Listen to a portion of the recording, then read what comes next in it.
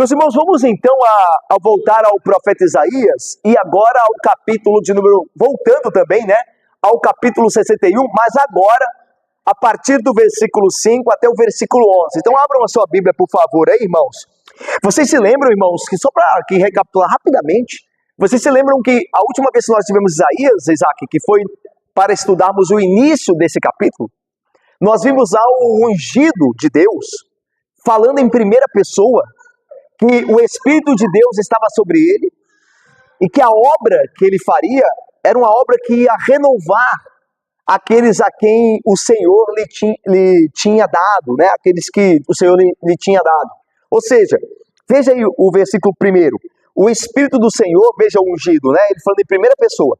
O Espírito do Senhor Deus está sobre mim. Então, ele é ungido. Por quê? Porque o Espírito está sobre ele, né? Lembra? O Espírito Santo é a unção, simbolizada no Antigo Testamento pelo óleo da unção. Lembra quando os reis, os profetas eram ungidos com óleo? Simbolizava aquilo a unção do Espírito. Esse aqui é um ungido que está falando. O Espírito de Deus está sobre mim, certo? Porque, aí vai ficar mais claro ainda, porque o Senhor me ungiu, certo? Então aqui é o ungido de Deus. E aí veja, e o Senhor ungiu para quê? A este que fala aqui. Para pregar boas novas aos quebrantados. O evangelho, né? Boas novas é evangelho. A palavra evangelho significa boas novas. Enviou-me a curar os quebrantados de coração. A ideia de quebrantados de coração, as pessoas que lutam contra os seus pecados, mas não veem saída nas suas próprias forças. A pessoa que está derrotada porque não tem nenhuma esperança contra o pecado que lhe prende. Então esse é o quebrantado de coração. Então esse ungido vem para salvar, para curar esses que estão em seus pecados, mas desejam sair, mas não conseguem. Então ele vem para salvá-los, para curá-los. E proclamar a libertação, melhor, aos cativos e a pôr em liberdade os algemados. Está vendo a ideia daqueles que estão presos em seu pecado, né? Ele vai colocar eles em liberdade, né? E a ideia aqui de cativos é aqueles que estavam... É interessante cativos aqui, porque a ideia é dos cegos, né? Por que cegos servem com cativo? Porque quando a pessoa estava cativa, ela ia para uma masmorra. E essa masmorra era escura. E aquela pessoa não via a luz do sol. Então ele estava como um cego. Tanto que a ideia é de trazer essa pessoa à luz de novo. Então, daí o ungido, ele dá luz aos cegos. Lembra que Jesus vai dizer aos fariseus, quando ele cura aquele homem cego de nascença, lá no Evangelho de João? Ele vai dizer assim: eu vim a este mundo para aqueles que não veem, vejam. E os que pensam que veem, se tornem cegos. Quando ele fala que eu vim a este mundo para os que não veem, vejam, é a liberdade, a libertação da cegueira espiritual. Ele está fazendo com que os que não veem, vejam. Então, essa é a ideia, né? De tirar o cativo da masmorra e fazer com que ele veja a luz, que ele passe a ver. E aí diz, e apregoar o ano aceitável do Senhor e o dia da vingança do nosso Deus, a consolar todos os que choram e pôr sobre... Aí vai falando da obra dele, né? Ok? Que é cumprida em quem? Em Cristo. Cristo é esse ungido de Yahvé, ok? Bom, vamos ver agora, aí que eu dei uma recapitulada, vamos ver o que diz o versículo 5 e o versículo 11, tá? Olha aí o versículo 5 até o 11. Estranhos se apresentarão e apacentarão os vossos rebanhos. Estrangeiros serão os vossos lavradores e os vossos vinhateiros. Mas vós sereis chamados sacerdotes do Senhor, e vos chamarão ministros de nosso Deus. Comereis as riquezas das nações, e na sua glória vos gloriareis. Em lugar da vossa vergonha tereis dupla honra. Em lugar da afronta, exultareis na vossa herança. Por isso, na vossa terra possuireis o dobro, e tereis perpétua alegria. Porque eu, o Senhor, amo o juízo, e odeio a iniquidade do roubo. Dar-lhes-ei fielmente a sua recompensa, e com eles farei aliança eterna. A sua posteridade será conhecida entre as nações, e os seus descendentes no meio dos povos. Todos quantos os virem, os reconhecerão como família bendita do Senhor. Regozijar-me-ei muito no Senhor. A minha alma se alegra no meu Deus, porque me cobriu de vestes de salvação e me envolveu com um manto de justiça, como noivo que se adorna de turbante, como noiva que se enfeita com as suas joias. Porque como a terra produz os seus renovos, e como o jardim faz brotar o que nele se semeia, assim o Senhor Deus fará brotar a justiça e o louvor perante todas as nações. Nós já oramos, né, meus irmãos, para que Deus, nosso irmão Diácono João orou por nós, ao Senhor, para que Deus nos ensine, segundo a sua graça, nesse estudo, através do estudo de sua palavra. Irmãos, do que trata esse trecho que nós lemos?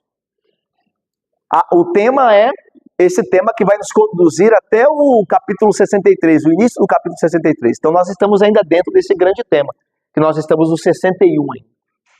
Esse tema começou lá no 59.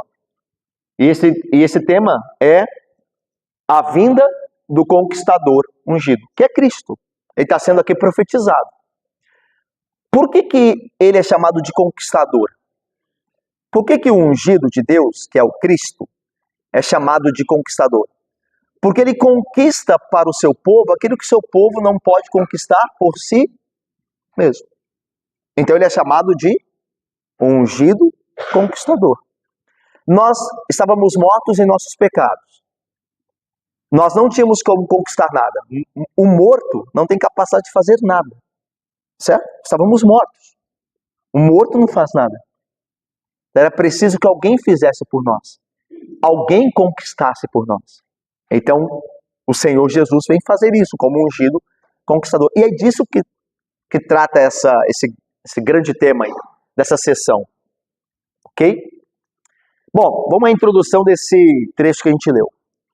Nesses versículos que nós lemos, de 5 a 11, Isaías fala da relação das nações com o povo do Senhor. E da relação do povo do Senhor com o próprio Senhor. Isso tudo baseado na obra desse Messias ungido que a gente viu no início do capítulo. Então, do que vai falar esse trecho que a gente leu? Diácono João, Bárbara e Valéria. Vai falar sobre o que o ungido de Deus conquistou para o seu povo. Ele conquistou duas coisas.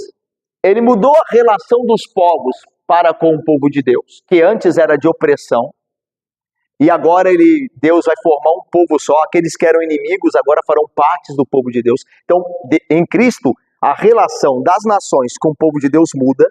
Esse é o ponto. E em segundo lugar, em Cristo, que é um ungido conquistador, a relação do próprio povo de Deus com Deus muda. Certo? Então deu para entender? Esse trecho do capítulo vai falar daquilo que o ungido de Deus, que é Cristo, conquistou para nós. Ele conquistou duas coisas. Ele fez com que a relação, de fato, do povo de Deus mudasse com relação às nações, que antes oprimiam o povo de Deus e agora passam a se unir o povo de Deus e reconhecê-lo como povo de Deus. E a própria relação do povo de Deus com o próprio Deus muda também em Cristo. Isso é tão verdade que a relação nossa com Deus muda em Cristo. Que lembra do que Paulo vai dizer lá no Novo Testamento? Ele vai dizer assim: justificados, pois, mediante a fé em Cristo, tendes paz com Deus. Então a relação nossa com Deus mudou por meio de Cristo. Paulo vai dizer que antes nós éramos, lá em Romanos, lá no início, antes nós éramos o quê? Filhos da ira, como os demais. Então a nossa relação com Deus era a relação que Deus tinha ira. A sua ira estava sobre nós. Mas em Cristo isso muda. É isso que ele conquista para nós. E a primeira coisa que eu disse, né, aqueles que eram inimigos do povo de Deus se tornam amigos, por quê? Porque são chamados ao Evangelho, se convertem, e aí Deus vai formando um povo só. Deu para entender? É isso que o conquistador ungido está fazendo nesse trecho aqui. Legal? Vamos ver nossa estrutura, essa aqui. Eu tentei colocá-la maior, porque eu sei que às vezes fica difícil para quem tá dando para ler, Jessé? Sem óculos? Tá bom demais, velho. Jessé, meu irmão diácono querido, você pode apagar? Eu acho que vai ficar melhor um pouquinho. Quer ver? Por favor. Aí. A nossa estrutura é essa aqui, olha. O povo de Deus, pela obra do ungido, que é Cristo, passa a ser reconhecido pelas nações e passa a ter uma proximidade com o Senhor. Lembra que eu falei no início, Edmila e Daniel? Que em Cristo a nossa relação com as nações muda e a nossa relação com o próprio Senhor muda. O próprio Deus muda também. A relação nossa com Deus muda. Então, ó, as nações que eram inimigas do povo de Deus passam a reconhecê-lo como um povo abençoado e o próprio povo de Deus se torna próximo do Senhor, do próprio Deus. Antes estava afastado por causa dos seus pecados. Ponto B1 aqui. A recompensa, Deus dá uma recompensa ao seu povo, por meio da obra de Cristo também. É verdade que essa recompensa o povo de Deus não merecia. Mas em Cristo, nós temos todas as bênçãos. Ele merece por nós. E quando nós cremos nele, nós recebemos tudo aquilo que ele merece. Tudo aquilo que é dele é compartilhado conosco. Daí a ideia de recompensa. Porque a boa nova, o evangelho é: mas que recompensa? Eu não fiz nada. É justamente isso que é a boa nova. O que eu e você fizemos merecia a ira de Deus. Só que por causa de Cristo e da fé que nós temos nele, o que nos chega são bênçãos. É o que nós não merecemos. A recompensa vem, mas não por nós. Por causa de Cristo, o ungido lá que conquistou por nós. A recompensa é: a nossa situação sofre um reverso. Nós veremos isso. E nós sofremos uma transformação. A nossa relação com Deus sofre uma transformação também. São as recompensas. Diante disso, o que acontece conosco? Nós tomamos posse. É isso mesmo, né? Os pentecostais gostam, né? Tomar posse, né? Só que é isso mesmo que acontece aqui no texto. Nós tomamos posse daquilo que em Cristo Deus conquista para nós. E nós temos uma alegria perpétua. Que, tá vendo? Ó? Esse aqui, tá vendo essa estrutura aqui de X? Faz assim, ó. Essa estrutura é chamada quiasmática, que o hebraico usa. Que é a ideia de que o que afunila no centro, que é o caso do ponto C, é o tema central da passagem. Ok? Então essa ideia aqui, ó, de afunilando. Ó. Então qual que é o ponto central da passagem? É a posse pela obra de Cristo e a alegria eterna que nós teremos. Então, Cristo muda a nossa situação, nos transforma, e aí então nós teremos posse das bênçãos e seremos felizes eternamente. Que é o objetivo último de Deus para com o seu povo. É dar a eles a herança prometida a Abraão e fazê-los bem-aventurados eternamente. É isso que Deus promove em Cristo. É isso que ele te chama a ter em Cristo. Certo? Aliás, posse e alegria estão juntos na bem-aventurança, aquela que diz assim: bem-aventurados. O que significa bem-aventurado? A palavra bem-aventurado. Feliz, muito. Ó, muito bem, irmãos. Vocês são tudo teólogos aqui. Vocês estão parecendo aquele livro do R.C. Sproul, né? Somos todos teólogos. Desse jeito. Felizes. Bem-aventurados os mansos, porque herdarão posse. Felizes são os mansos, aqueles que se submetem a Deus, porque herdarão a terra. Então, é bem resumido nessa bem-aventurança que está ali. Que é posse e alegria. Posse e bem-aventurança. Depois, essa recompensa é explicada aqui, ó. Ok? Por isso que é B1, B2. Por quê? Porque fala da recompensa. Aqui B1 é o fato da recompensa em si. Está falando o que é a recompensa. O B2 está explicando o porquê da recompensa. Como é que essa recompensa chegou até nós, Isabelle? E aqui vai falar que a recompensa chegou por causa da aliança de Deus conosco. É aquele ponto. Nós não merecíamos. Mas porque o Senhor fez uma aliança conosco, Ele cumpriu e nos dá a herança. A2, volta a questão do reconhecimento. Ó. Por isso que é A1, A2. Aqui, a ideia de que as nações reconhecem o povo de Deus como abençoado e passam a se juntar a eles. Aqui, as nações também fazem a mesma coisa. Reconhecem que aquele povo é abençoado pelo Senhor. E, por fim, a alegria de Sião na obra de salvação, que é o versículo 10 e 11. O término desse capítulo é um eco de louvor, um hino de louvor do próprio povo de Deus, que é chamado aqui de Sião, entre aspas, exultando nesta obra bendita que Deus faz ao povo por meio do ungido que é Cristo. Essa é a estrutura. Ficou claro aí para acompanhar um pouco? Deu para acompanhar direitinho? Vamos ver com calma então. Primeiro, vai falar do reconhecimento aí pelas nações e a proximidade do Senhor. Olha aí, versículos 5 e 6, alguém lê, por favor. O versículo 6, até nosso Deus. Alguém leia, por favor. 5 e 6.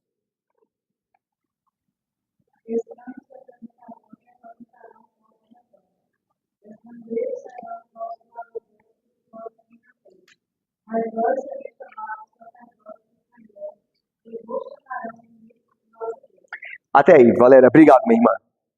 Primeiro, a primeira coisa que acontece aqui, por causa da bênção do ungido, o ungido conquistador, que foi descrito lá no início do capítulo, o Espírito do Senhor Deus está sobre mim, então. A primeira coisa que ele conquista para o povo de Deus é que a relação do povo de Deus com os seus antigos inimigos, as nações pagãs, muda. E como é que muda? Olha aí. Estranhos são estrangeiros. São as nações que não são, no caso aqui, como Isaías fala, israelitas, não são de Israel. Ok? Então, estranhos se apresentarão diante de vós. Para quê? Para oprimi-los? Porque, veja, em toda a história de Israel, quando estrangeiros vinham a Israel, na maioria das vezes, vinham para fazer o quê? Conquistar, oprimi-los, não é? Eles vinham para destruir Israel, não é? Tanto que é só você ver no Antigo Testamento da história, lá os povos ao redor de Israel, sempre em guerra. Filisteus, Moabitas, Amonitas, Sírios, Babilônios. Então, agora não. Por que agora não vem? Porque Cristo mudou isso. O ungido conquistou as nações, fazendo delas agora amigas de Israel. Elas antes eram inimigas. Então, em Cristo, isso mudou. Então, ele diz assim, ó, estranhos se apresentarão, e o que eles farão? Eles apacentarão vossos rebanhos. Estrangeiros, que é a mesma coisa de estranhos, né? Serão os vossos lavradores, vão cuidar da terra de vocês, e os vossos vinhateiros, né, vão cuidar das vossas vinhas. A imagem aqui pode parecer Vitor e Esther e Mateus. A imagem aqui pode parecer de estados sendo aqui subservientes, né? Nações que se chegam a Israel para serem escravas de Israel, porque diz aqui, eles vão pastorear o rebanho de vocês, eles vão cuidar da terra de vocês, que é da ideia de vós, serão vossos labradores. Então parece que esses estrangeiros chegam e Israel coloca eles sob dura escravidão, né? Agora vocês cuidem do meu rebanho, agora cuidem da minha terra, olhem minha vinha. Só que a ideia não é essa. A ideia é de cooperação, certo? Não é de escravidão, mas de cooperação. E de onde a gente tira isso? A ideia de cooperação. Olha, volta ao capítulo 56, por favor.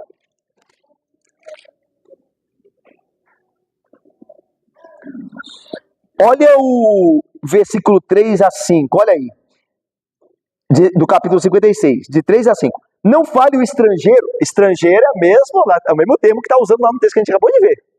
Certo? Não fale o estrangeiro que se houver chegado ao Senhor, dizendo, o Senhor com efeito me separará do seu povo, ou seja, fará de mim alguém que é de uma segunda classe. Nem tampouco diga o eunuco, eis que sou uma árvore seca, ou seja, não posso produzir nada. Porque assim diz o Senhor, aos eunucos que guardam os meus sábados, escolhem aquilo que me agrada e abraçam a minha aliança, darei na minha casa, veja que eles não são os estrangeiros não são uma classe de segunda categoria. Eles fazem parte da família. Darei na minha casa e dentro dos meus muros um memorial e um nome melhor do que filhos e filhas. Eu darei a eles um nome eterno, a cada um deles, que nunca se apagará. Tá vendo? Então, ou seja, esses estrangeiros que vêm, eles não vêm para ser uma segunda classe, para serem escravos dos israelitas. Eles vêm para ser da família. E como eles estão envolvidos, eles estão cooperando. Eles estão trabalhando na terra, como lavradores, eles estão cuidando dos rebanhos, porque é isso que Israel faz. Eles estão agora obrando junto com as coisas de Israel. Entendeu? Então a ideia aqui não é que as nações vão servir o povo de Deus. Não. Dentre as nações, Deus chama os eleitos dentre elas para fazerem parte do mesmo povo. Eles serão feitos dignos da mesma forma que o povo de Deus antes deles, né? Aqueles eleitos antes deles foram feitos dignos em Cristo. Então, essa é a ideia, tá? Aí vamos mais. Versículo 6. Mas vós, aí está falando daqueles que já são crentes, né? Que são os israelitas lá eleitos, né? O remanescente fiel. Mas vós sereis chamados sacerdotes do Senhor e vos chamarão ministros do nosso Deus. É interessante aqui que, olha só, a ideia aqui de transformação. Não é? Transformação do povo de Deus. Lembra que eles, irmãos, eles eram servos. Lembra que a gente viu isso em Isaías? Israel era um servo mudo e surdo. Ele não ouvia a voz do Senhor, ele era surdo para o mandamento do Senhor, e ele era mudo porque ele não dava testemunho da palavra do Senhor. Ele, pelo contrário, ele vivia em seus pecados. Só que agora a relação deles com Deus mudou em Cristo. Agora eles são chamados de sacerdotes de Deus e ministros. Deu para entender? Isso aqui deu para entender? Se a gente voltar, Diácono João, Diácono Luiz Guilherme, Ledi, se a gente voltar um pouquinho a alguns capítulos atrás aí, então vamos ver que o povo de Deus era um povo que não conseguia produzir nada para Deus. Era um povo que só desobedecia. Só que em Cristo, Deus está transformando esse povo. Daí a ideia de transformação lá, ó, no 1b. Deus está mudando esse povo, certo? Então Deus está fazendo deles agora o quê? Sacerdotes e ministros. E a ideia aqui é que esse povo de Deus, o Israel remanescente, os israelitas remanescentes, eles serão servos, os ministros de Deus, pelos quais as nações vão se achegar a Deus. Tá? Tá dando para entender direitinho? Deus vai aproximar o verdadeiro Israel dele, o Israel remanescente, os judeus crentes, e eles serão ministros e sacerdotes de Deus para ministrar a favor do povo que Deus elegeu entre as nações. Quer ver? Ó, o povo de Deus, a quem Isaías fala, ministra a verdade do Senhor a esses estrangeiros que estão se chegando a eles, apresentando-os ao Senhor e trazendo eles para a comunidade de fé. Os estrangeiros, por sua vez, reconhecem a posição privilegiada e especial deles, e eles reconhecem que é por intermédio desses eleitos em Israel, que esses estrangeiros também eleitos que estão sendo chamados, estão se apresentando, é que eles podem conhecer o Senhor. Historicamente, isso vai acontecer por meio, por exemplo, dos apóstolos. Os apóstolos, na sua grande maioria, eram judeus, eram israelitas. Ok? Estavam lá com Jesus lá. Deus, em Cristo, fez daqueles homens, daqueles 12 apóstolos, né, tirando Judas e depois Matias, que é eleito no lugar dele, sacerdotes e ministros para chamado das nações. Porque é isso que acontece, irmãos, em Atos. Está dando para entender? É em Atos que aqueles homens pecadores como Pedro, Mateus, Tomé, todos eles eram pecadores como nós. Eles passam a ser transformados por Cristo, como nós estamos sendo transformados, e eles passam a ser sacerdotes. O que um sacerdote faz? Me ajudem aí. Ele é o mediador entre quem? Entre Deus e os homens, certo? O sacerdote é o mediador entre... Ele é diferente do profeta. O profeta também é um mediador. Qual que é a diferença de um profeta para um sacerdote? Qual que é a diferença da mediação deles? Qual que é a diferença? O profeta fala da parte de Deus ao povo. Ele vem de Deus para ir ao povo. E o sacerdote faz o caminho contrário. O sacerdote sai do meio do povo para apresentar a oferta a Deus. Está vendo? Então, cumpre esses dois caminhos. O profeta é enviado de Deus ao povo e o sacerdote é tirado do meio do povo para ir a Deus representando o povo. Por isso o sacerdote pega a oferta do povo e oferece, porque ele é o representante. Deu para entender? Então a ideia de que Deus fez dos apóstolos sacerdotes, porque eles vão, de fato, né, diante de Deus pelo povo, trazendo boas novas, rogando pelo povo, ministrando pelo povo diante de Deus e convertendo almas. Tá dando para entender? Essa é a ideia aqui. Deus, mas a vocês, eu farei vocês de sacerdotes. E hoje acontece a mesma coisa comigo e com você. Se nós queremos em Cristo. Nós somos sacerdócio, lembra que Pedro vai dizer? Vocês são sacerdócio real. Então nós devemos mediar o conhecimento de Deus, a graça de Cristo, às pessoas que não conhecem ainda. Então quando você está no seu trabalho, no seu colégio, na sua faculdade, e você dá bom testemunho, e você fala do Evangelho, você está funcionando como Isaías está dizendo que Deus de fato faz com aqueles que lhe pertencem.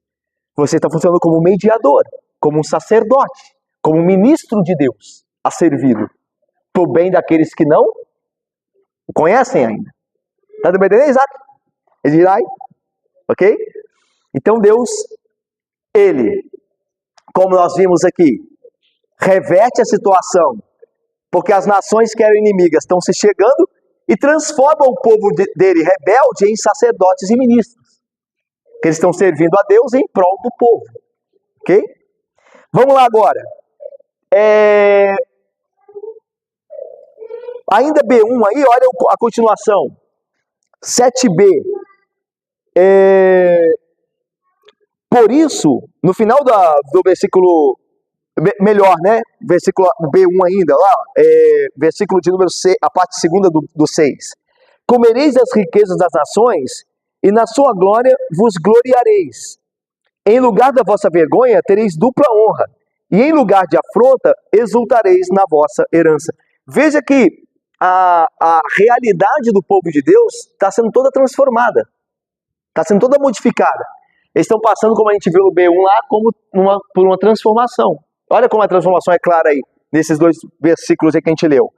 Comereis das riquezas das nações, e na sua glória vos gloriareis. Lembra que eu falei, né? Vocês responderam bem aí? Quando Elidinai e Samuel, as nações vinham até Israel, vinham para expoliá-las. Ou melhor, expoliá-lo, né? Porque está falando de Israel. Então vinha para roubar Israel. Lembra? Quando a Babilônia invadiu Jerusalém, o reino de Judá, Nabucodonosor tirou dos tesouros da casa de Deus e levou para a Babilônia. Isso é o espólio, né?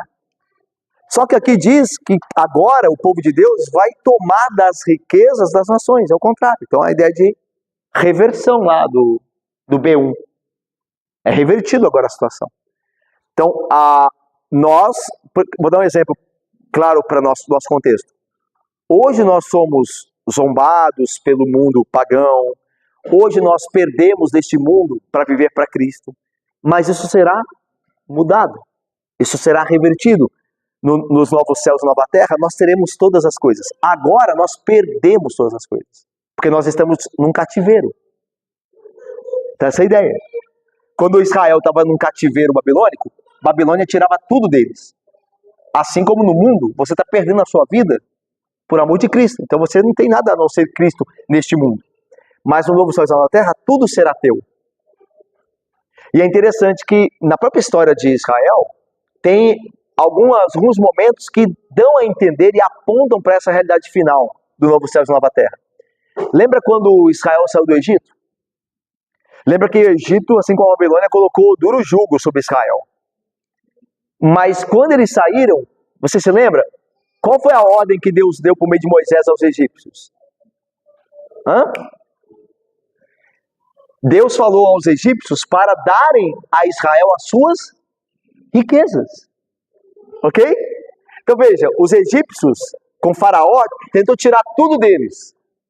Mas no final, houve uma reversão, que quando eles saíram do Egito, os israelitas saíram com tudo que era do Egito. Eu vou ler para vocês o texto. Lá em Êxodo 12. Fizeram, pois, os filhos de Israel, conforme a palavra de Moisés, e pediram aos egípcios objetos de prata e objetos de ouro e roupas. Tá vendo? Então Israel, na hora de sair, pede aos egípcios objetos de prata, objetos de ouro e roupas. E o Senhor fez com que seu povo encontrasse favor da parte dos egípcios, de maneira que os egípcios lhes davam tudo o que pediam. E assim Israel despojou os egípcios. Então tá vendo a ideia aqui de Isaías? Vocês comerão as riquezas das nações? É o que aconteceu lá da saída do Egito. Que é um exemplo micro, pequeno, para aquilo que vai acontecer no novo céu e nova terra. Lembra? Nós herdaremos a terra. Né? A terra que o mundo pagão acha que é dele. Né? Hoje nós sofremos debaixo da opressão de um mundo que não crê em Deus.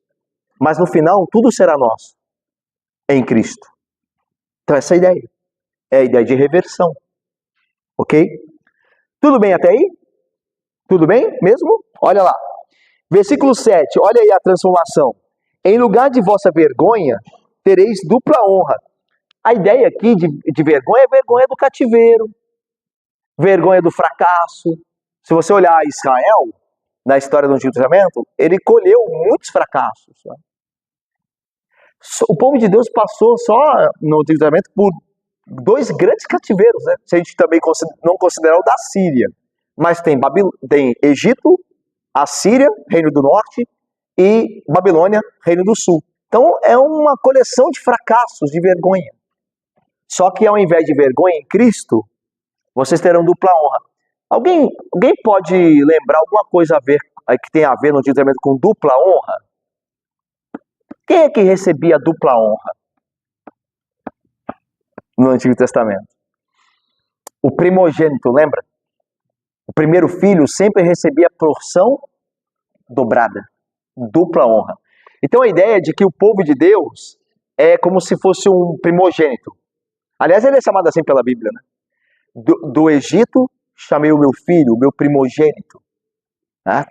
Então a ideia é de que Cristo é o primogênito de Deus, é o único filho de Deus, é aquele primeiro filho, o maior dos irmãos. Então a ideia é de que nele nós somos abençoados. Nós recebemos dupla honra. Essa é a ideia. Tá? E aí continua. Em lugar de afronta, exultareis na vossa herança. E aí vem um cumprimento interessante, né? Deus, quando Jesus voltar, quando ele voltar segunda vez, e aí tudo terá sua consumação final, Deus vai cumprir em Cristo o que prometeu a Abraão. Né? Porque Deus prometeu uma herança a Abraão. Então isso aqui é muito importante. O que Deus está fazendo é o que ele prometeu desde o início ao pai da fé. Porque Deus não muda. Então, Deus não esqueceu Abraão. Olha quanto tempo nós estamos de Abraão, né? Eu e você. Mas Deus não esqueceu a promessa a Abraão. Deus prometeu uma herança, uma terra e muitos filhos. Lembram-se? Deus prometeu basicamente essas 2 coisas a Abraão. Uma terra, vai para a terra que eu te mostrar, e de ti farei uma grande nação. Eu te darei muitos filhos. Olha para o céu. Podes contar as estrelas? Não pode, né? Assim será a sua descendência. Maior do que a areia que se encontra na praia. Então, descendência, muitos filhos e uma terra. Em Cristo, o que ele faz através da igreja, em Cristo, para a igreja, o que ele faz é isso. Ele vai dar uma terra, que é o novo céus e nova terra, e está trazendo à criação uma grande descendência, que é a igreja. Então ele está cumprindo o que ele prometeu a Abraão. De uma forma que Abraão jamais poderia imaginar. Porque aquela promessa a Abraão é embrionária. Ela não diz tudo. Porque Abraão está pensando numa terra aqui, nesse mundo. Um lugar geográfico, um pedaço de terra. Mas Deus está falando de algo muito melhor. E a descendência, Abraão está pensando na descendência do sangue dele. Mas Deus está falando de uma descendência espiritual muito maior. Aquela que lá em Apocalipse diz que no final uma multidão vai louvar a Deus em Cristo Jesus. É dessa descendência. Essa é a descendência de Abraão. A descendência da fé. Então veja, Deus é... Por isso que a gente fala que Deus é fiel. Porque ele não se esqueceu do que ele falou a Abraão. E ele vai cumprir o que ele falou a Abraão. Então Deus não se esquece das suas promessas. Deus é fiel. Então nós podemos confiar em Deus. Certo? Vamos lá. C ali, posse e alegria. Final do C. Por isso, na vossa terra possuireis o dobro e tereis perpétua alegria. Irmãos, a herança é perpétua, certo? A herança é para sempre. Por isso a alegria é eterna também. E no céu é isso que está proposto, né? Uma eterna alegria, certo? Agora nós temos choro, lamento, frustrações, decepções, mas no céu não haverá isso. Né? Apocalipse diz, né, que ele enxugará dos nossos olhos toda lágrima. Então veja como se completa isso aqui. Isaías está dizendo que nós teremos no novo céu e nova terra, nessa posse, nessa herança, alegria perpétua. E lá em Apocalipse diz que Deus enxugará dos nossos olhos toda lágrima. Então está se completando, está falando a mesma coisa. É por isso que a gente estuda toda a Bíblia, porque ela fala da mesma coisa. Ok? Vamos lá? B2. Olha aí. Agora Deus vai explicar por que essa recompensa de uma nova terra, de alegria ao invés de pranto, tudo isso. Por que isso chegou a nós? Nós não merecemos, certo? Mas por que isso chegou a nós? Chegou a nós por causa da aliança fiel de Deus. Olha aí. Porque eu, o Senhor, agora é Deus falando, o Deus do ungido. Né? O ungido falou lá no início do capítulo, agora é o Senhor dele, o Deus do ungido, falando. Porque eu, o Senhor, amo o juízo e odeio a iniquidade do roubo. Dar-lhes-ei fielmente, está vendo a ideia de aliança fiel? Dar-lhes-ei fielmente a sua recompensa e com eles farei aliança. Então, aliança fiel e eterna. Então, vamos lá. Está vendo por que a alegria é eterna? Perpétua do final do versículo 7? Olha aí o final do versículo 7. E tereis perpétua alegria, está vendo? Por que a gente vai se alegrar perpetuamente? Porque a herança é eterna, no versículo 8. Olha aí, final do versículo 8. E com eles farei aliança eterna. Então, uma aliança eterna que não passa, traz a alegria perpétua. Então, as coisas vão se juntando aqui. Ok? Então, veja. Por que Deus vai dar uma recompensa a nós se nós não merecemos, Bárbara? Nós não merecemos recompensa da parte de Deus. Nós pecamos, nós falhamos. Então, como essas coisas nos chegaram? Porque Deus é fiel. Ele entrou numa aliança conosco por meio de Cristo. Cristo, lá no capítulo 53 de Isaías, morreu pelos nossos pecados, lembra? O servo, o sofredor que tomou as nossas iniquidades sobre ele. Ele resolveu o problema do nosso pecado. E agora Deus nos abençoa. Essas recompensas não chegam por causa de Cristo. Não é por causa de nós. Então, porque Deus é fiel à sua aliança. A aliança que ele fez conosco em Cristo. Então veja. E aí veja o que ele promete. E ele fala dele, né, do caráter dele. Porque eu, Senhor, amo o juízo e odeio a iniquidade do roubo. A ideia aqui é o seguinte. Como é que eu tenho certeza que a herança, a recompensa que eu não mereço vai chegar a mim? Será que Deus não vai mudar de ideia? Certo? Não é uma pergunta boa essa aqui? Se eu falho tanto, se eu sou um pecador, como é que eu posso ter certeza que toda aquela recompensa, toda aquela herança, a recompensa nós vimos ali em B1, B2, vai chegar a mim? Porque Deus, o seu caráter, me garante isso. Olha o que ele diz. Porque o Senhor amo o juízo, que é o caráter dele, e odeio a iniquidade do roubo. A ideia aqui é que o firme fundamento da certeza que nós temos na herança prometida é que Deus não pode agir de forma injusta e roubar aquilo que ele nos prometeu. A ideia de roubar é quando ele fala aqui, ó, e odeio a iniquidade do roubo, é a seguinte: Deus prometeu algo a você em Cristo. Aí você creu em Cristo. Deus não vai roubar isso de você. Por quê? Porque ele odeia o roubo. Ele não pode se contradizer. Essa é a ideia. Então você pode ter segurança, acima de tudo, em quem Deus é. Porque ele te prometeu te salvar. E ele vai fazer isso. Ele não vai roubar nada de você daquilo que ele te prometeu. Porque veja, uma vez que Deus prometeu a nós algo, essa promessa se torna nossa. Nós nos apossamos da promessa. Nós vivemos de acordo. Então seria injusto Deus solapá-la de nós.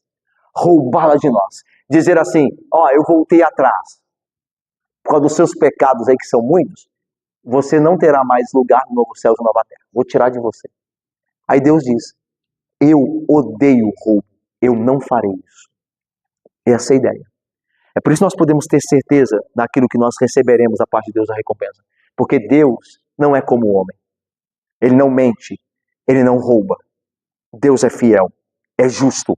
Se ele prometeu, ele fará. Esse é o ponto aqui de Isaías. Não é? É o ponto que o Senhor nos traz aqui. Por isso, dar-lhes-ei, olha aí, porque eu não vou tirar deles, mas pelo contrário, vou dá-los. Aí a continuação do versículo 8. Dar-lhes-ei fielmente a sua recompensa, e com eles farei aliança eterna. Veja, lembra, a aliança das obras foi resolvida por Cristo. Né? Qual que é a aliança das obras? Quem quebrar a lei, morrerá. Aquele que obedecer a lei, pela lei, viverá. Essa é a aliança das obras.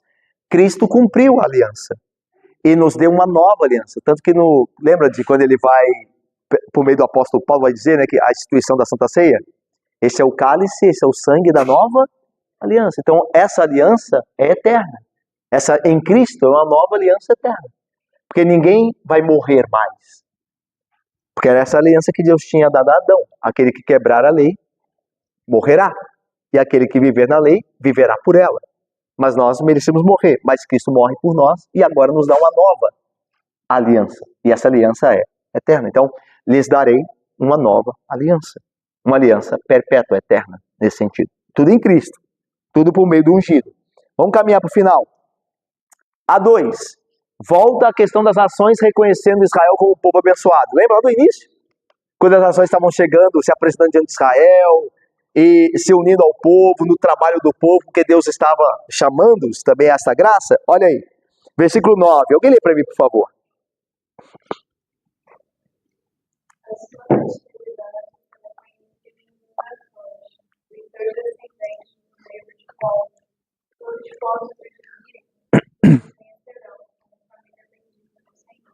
Então veja, a ideia aqui, Isabela, minha irmã, é que o povo de Deus será tão abençoado, tão transformado, tão recompensado, que isso os vai distinguir de todo o resto do mundo. Então o mundo reconhecerá, como diz aí, a sua posteridade, a posteridade de Deus, será conhecida entre as nações e os seus descendentes no meio dos povos. Então o povo vai ver que o povo de Deus é um povo distinto, é um povo abençoado. É claro que isso será, veja só, isso será final e plenamente cumprido na glória, no dia de Cristo. Certo? Quando ele vai separar as ovelhas dos cabritos, a palha do trigo, então o povo de Deus será reconhecido por todas as nações. Certo? Agora, não quer dizer que, de certa forma, isso já não esteja acontecendo agora. Lembra que o profeta, isso é sempre bom lembrar quando a gente está no livro de um profeta, como Isaías, por exemplo. O profeta, ele vê tudo ao mesmo tempo. O futuro tem coisas que vão se cumprir mais cedo e tem coisas que se cumprirão mais tarde. Só que o profeta vê tudo ao mesmo tempo. Com a revelação progredindo, nós vamos entendendo o que vai acontecer mais cedo e o que vai acontecer mais tarde. Tanto que no Antigo Testamento, aqui no próprio texto de Isaías, diz lá, o Espírito de Deus, nesse capítulo 61, o Espírito de Deus me enviou para pregar boas novas aos quebrantados, curar os quebrantados de coração, e apregoar o ano aceitável do nosso Deus, que é o ano, a ideia ali que ele está falando do ano do jubileu, que é o ano da restituição, da restauração, onde ele vai restaurar o pecador e dar as bênçãos ao pecador. Ele está restaurando, é isso que ele está fazendo conosco, está nos restaurando. E a proclamar o dia do quê? Da vingança. Veja agora, para o profeta Isaías, o ungido vem para fazer isso, e parece que ele vem para fazer isso concomitantemente. Ele vem para proclamar a libertação, para pregoar o ano aceitável, o ano da restituição, o ano da restauração, e proclamar o dia da vingança. Porque ele está falando da mesma... Ele fala de uma vez só isso. Só que com a revelação nós aí passamos a entender que a primeira vinda de Cristo cumpre a primeira parte do versículo. Lembra quando Jesus estava na sinagoga, se eu não me engano, de Cafarnaum? Se eu não me engano. E ele vai ler o livro do profeta Isaías. Ele pega esse texto aqui do capítulo 61.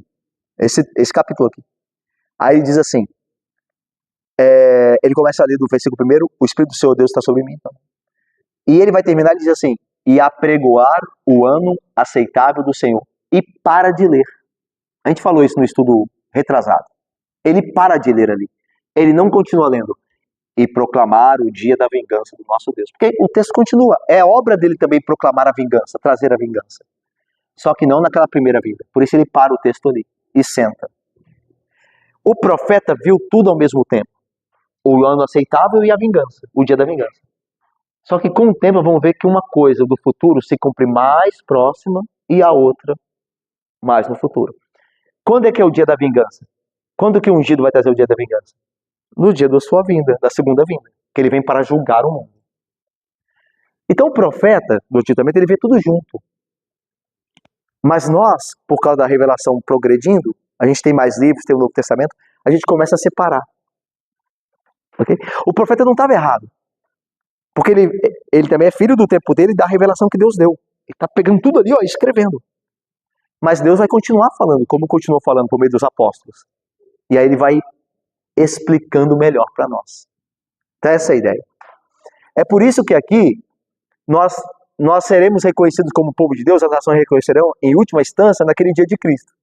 Lembra? Aliás, o licenciado Mateus estava falando quinta-feira passada, no texto de Tessalonicenses, quando diz lá, né, que o Senhor Jesus vai vir nas nuvens e o povo dele será arrebatado entre as nuvens, lembra? Alguns creem que isso é literal, outros creem que não. Mas há uma verdade ali que é absoluta, que haverá uma distinção do povo de Deus.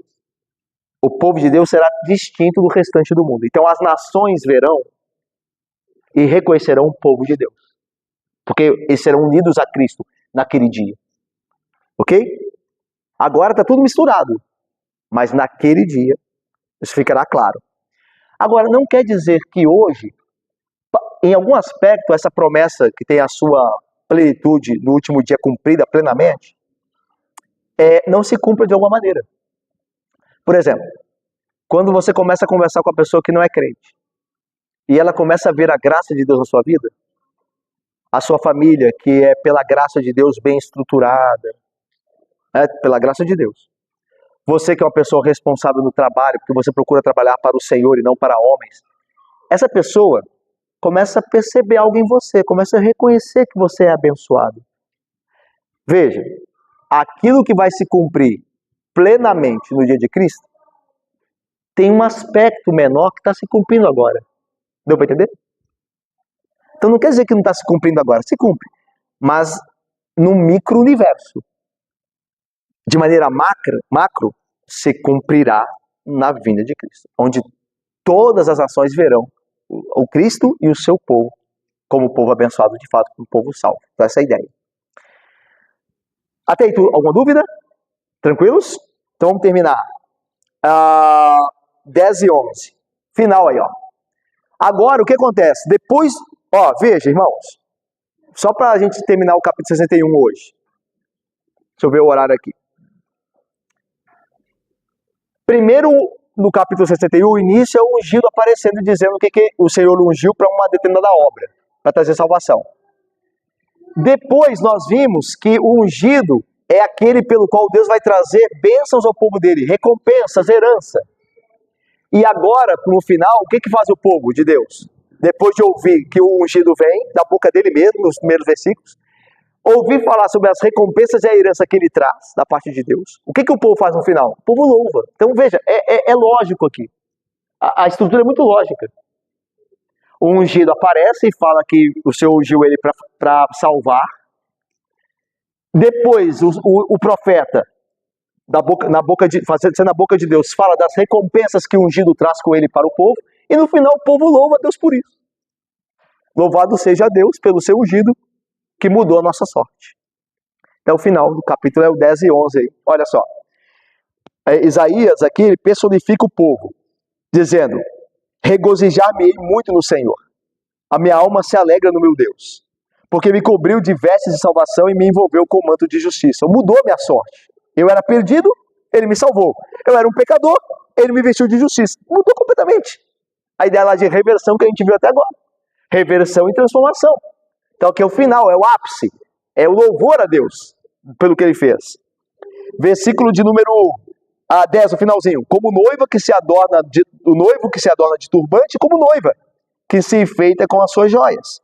Porque como a terra produz seus renovos e como o jardim faz brotar o que nele semeia, assim o Senhor fará brotar justiça e louvor perante as nações. Eu termino aqui.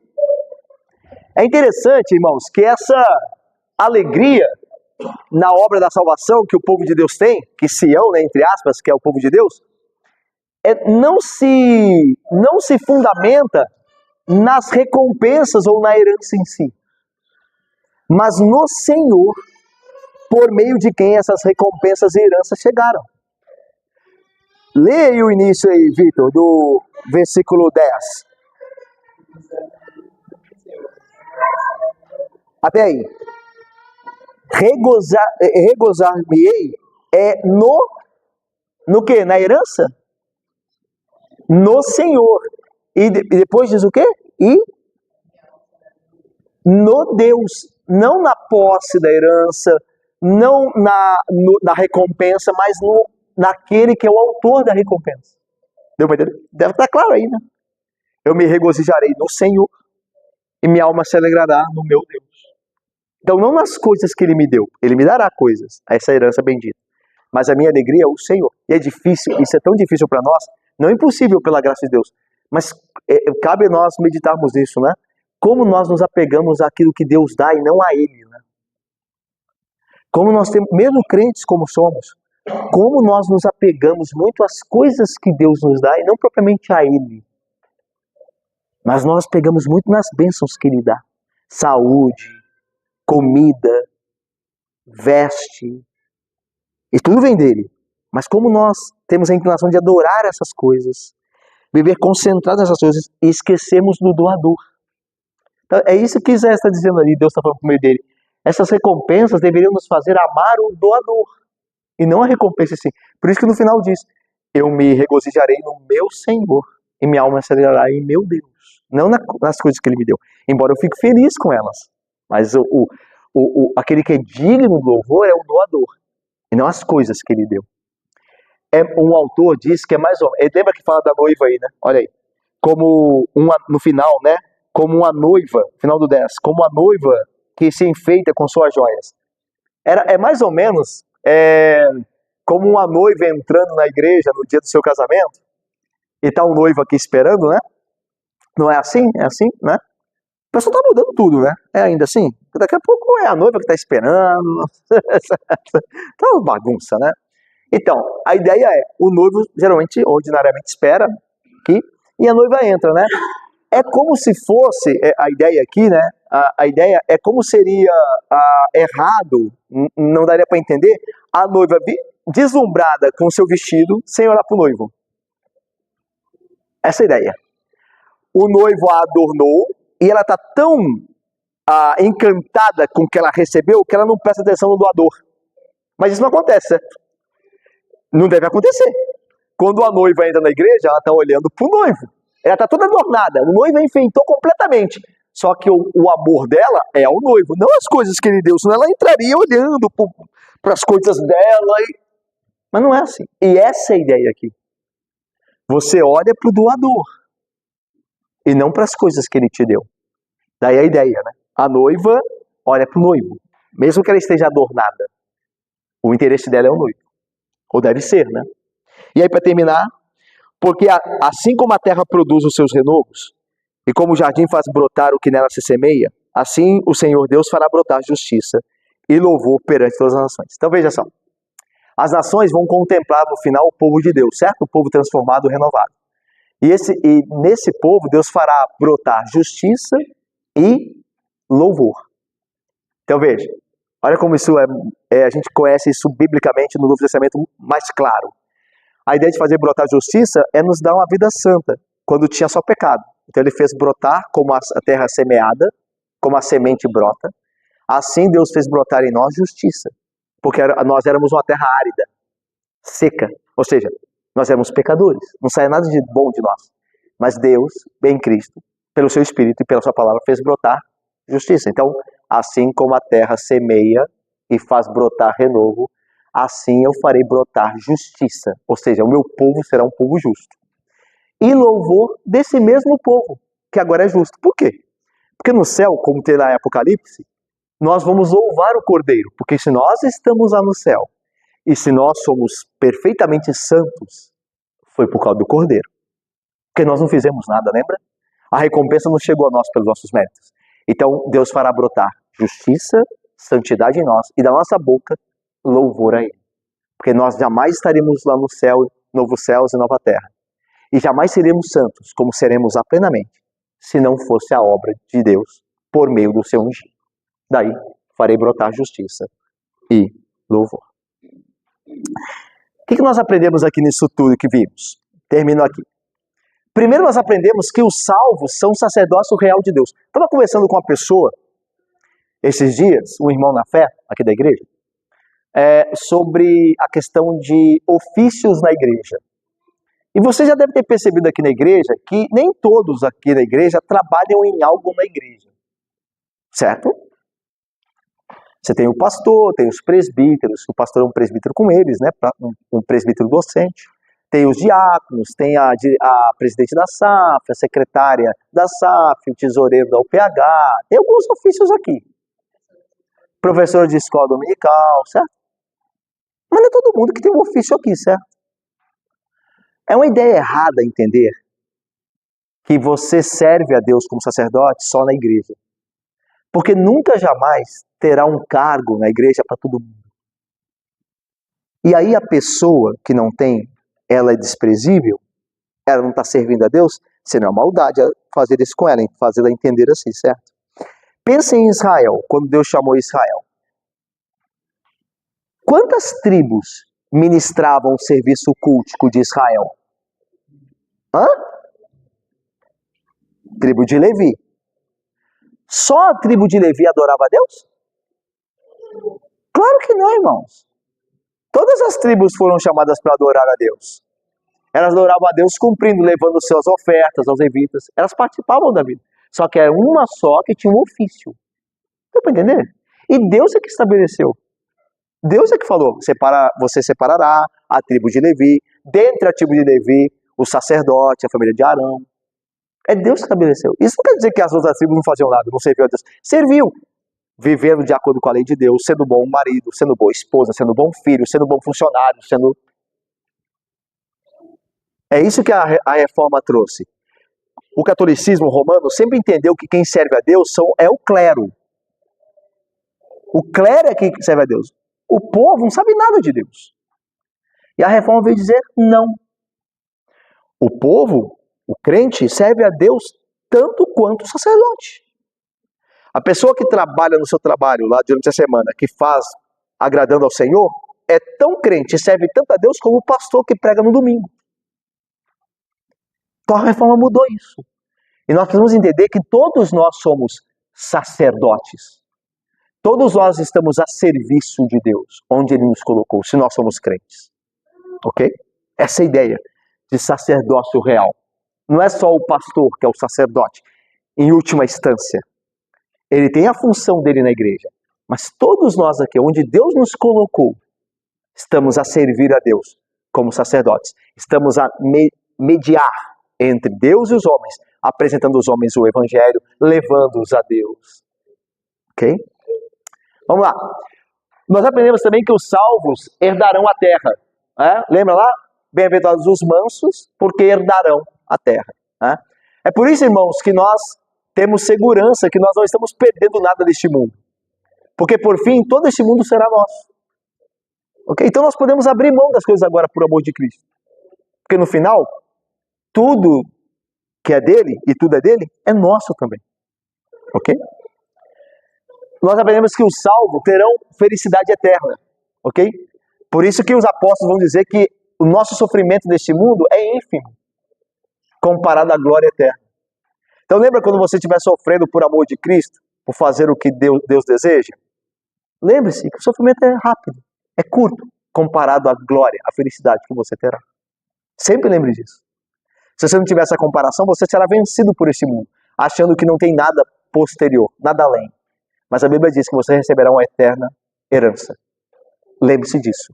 Vale a pena agora você abrir mão daquilo que é ínfimo, daquilo que é breve, para se apegar àquilo que é eterno. Os salvos são transformados de glória em glória.